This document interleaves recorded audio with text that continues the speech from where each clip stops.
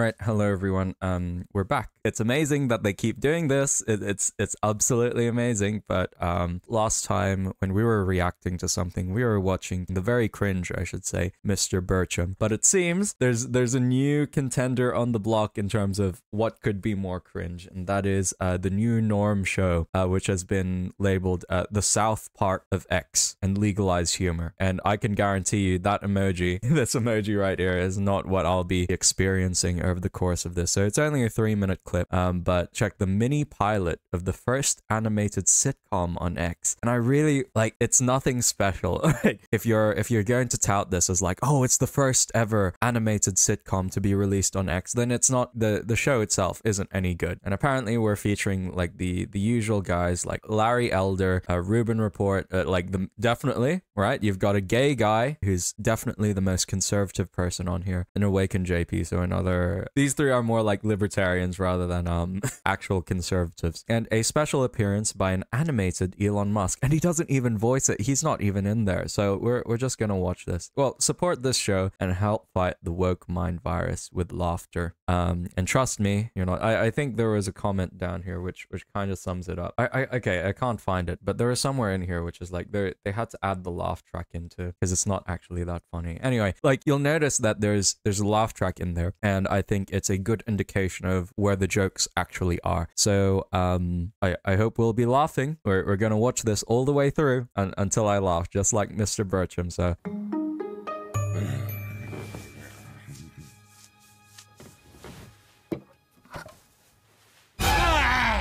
what's that?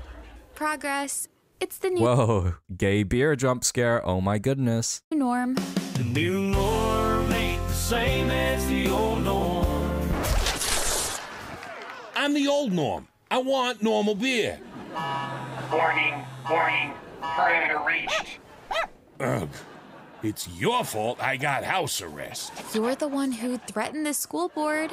I gently suggested Yelled. they stop brainwashing my daughter that girls aren't girls and men aren't men. Wow, how funny, guys. Point and laugh.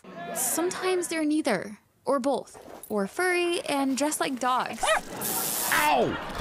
Jan. Whoa, he was pissed on. Look how funny that is, guys.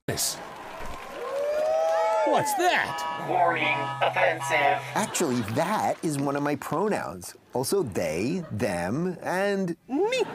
You're Wow, guys, look how funny it is. It's a gay guy. non-binary? How do you know that word? I learned it in school. That's why I'm locked up. Norm, the judge agreed. All right, okay. This is another thing. Like the laugh track is super annoying. It's showing me where I'm supposed to laugh, and I'm not laughing at all. I've counted like 15 times that the laugh track's gone off, and it's not funny. It really isn't. And this show is trying so incredibly hard, and it's just not it. To conditional parole. What condition? Where's my room? That's You're staying here? Chaz is part of a new government program. To re-educate homophobic, transphobic, racist.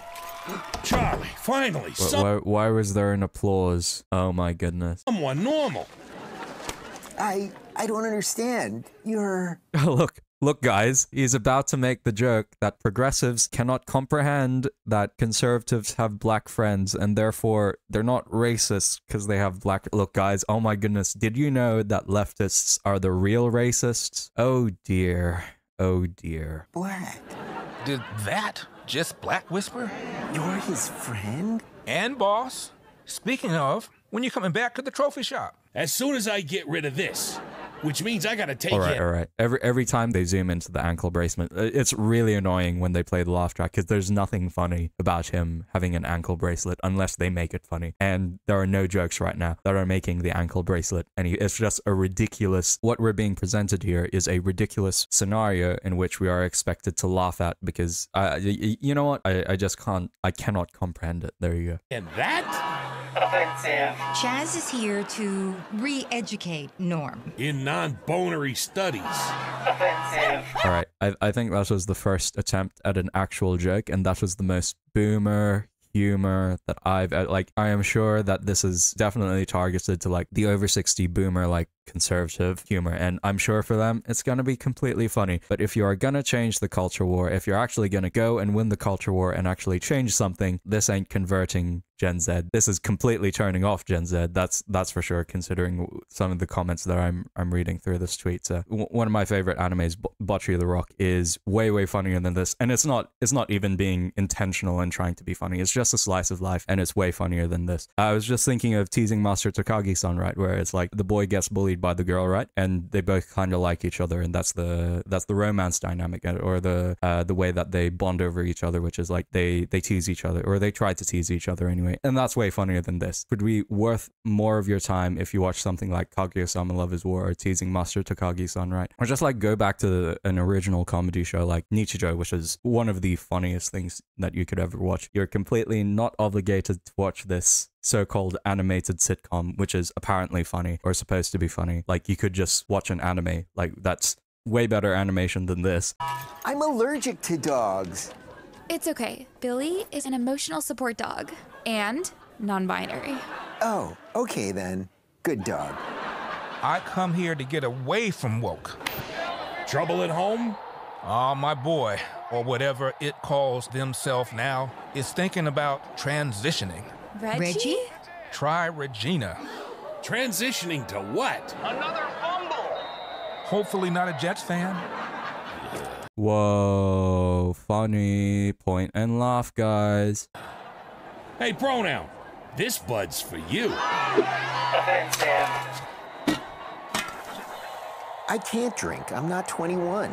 Oh, okay. This bit really annoyed me, because this is like, if you're trying to create entertainment, you are supposed to be infiltrating entertainment with values rather than like putting a political message in it. You know what I mean, right? Which is like, if you're watching like Spy Family, for example. Spy Family is pro-natalist propaganda. Like, on the surface, it doesn't look like it, but that's why I love Spy Family, because it's this cute show where all of these guys have like secret identities. There's a spy, there's an assassin, and the kid who has telepathic powers, right? It's a secret identity that they have, and then they come together, join as a family, a pretend family, and unintentionally through that plot, right, it's pro-natalist and trying to say it's pro-family as well, I should say, and that's why I love it. It's because it unintentionally puts in those values of, oh, look how good having a family is, because we see all of these guys who have been like hardened by the female assassin. She's been like hardened by killing too many people, and the spy as well, who's been hardened by like, oh, I'm not gonna find a romantic partner and I'm just gonna be alone for the rest of my life. And then they come together in this pretend family, and they actually find family, and it's cute that way. And it's unintentionally pro-family, pro-natalist, and it's not pushing a political message, but in itself, the values that it has in itself is political. And like in this show, like, this is why we really dislike progressive media. It's because they push a political message. It's so shoehorned in that the plot, it's bad writing, right? And this is the same, right? Which is, this is just progressive. This has the faults of progressive media, but it has like the conservative label on it. And instead of like progressive values being pushed down your throat, it's conservative values being pushed down your throat. And I don't disagree. Like, I do not disagree with these conservative values, but at the same time, if you're trying to entertain, like the purpose of entertainment is to entertain first. If I was wanting to like watch a political commentary, I wouldn't be wanting to watch a piece of entertainment. I'd be wanting to watch like the news, right? Or I'd be wanting to watch like YouTube or the news rather than looking at a piece of entertainment. So we're not going to watch this bit because it really annoys me that, yes, of course, like, I appreciate the concern and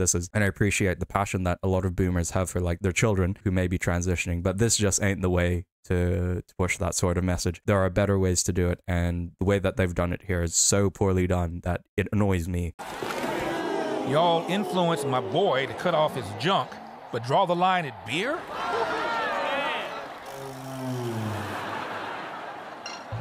Can't do this. Yes, we can. All right, this one's like, this is the ultimate BoomerCon memes. It's the memes that keep reoccurring. I can't even remember these people's names, but you know, these are the memes that BoomerCons keep bringing up, right? Find a way to break him. Maybe we can fix the country. I just want normals. Beer. You know there'll be jokes. The new norm ain't the same as the old norm. There's certainly no applause from me, that's for sure. Everything's changing and I don't know when. This woke nightmare will end. Thank God for Elon Musk. That's terrible. This is absolutely terrible. Those means X is the home for free speech. I almost forgot. Get it, guys? Because Disney's gay now. Oh my goodness. We're going to Disney World. Make America funny again.